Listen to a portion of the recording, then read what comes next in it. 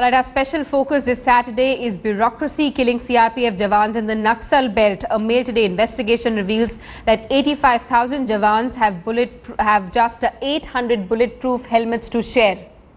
The jawans have been the mainstay of India's battle against Maoists in Chhattisgarh, Jharkhand and Bihar, but they've been fighting without appropriate safety gear. Red tapeism has ensured that there are only 800 helmets for almost 85,000 jawans. The number of sanctioned bulletproof helmets is 50,000 according to highly placed sources. Let's get a word from our correspondent Jugal Purohit, who's tracking this big story for us.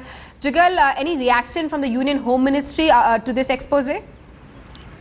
Well, Simi, what we understand is that the Home Ministry has now assured those troops and their headquarters here in Delhi that they will be now fast-tracking the entire procedure. But that is, of course, too little and too late, because in the interim, for almost a year, if not more, many lives have been lost, which could have been saved had these bureaucrats done what they were supposed to do. And the feeling from the ground is that, while scores of jawans are laying down their lives, sadly, that's not enough for these bureaucrats to move their pen on paper and get the work done. Now, just to give our viewers a little depth in this issue, the issue isn't exactly about the helmets per se as we know it, because these are helmets weighing more than 5 kilograms in areas where there is a guerrilla war going on. You never know where and in what form the enemy will hit you. So the jawans are not wanting those helmets. They're saying that they are too cumbersome. What they want are the patkas. They are the traditional headgear that the army has been using.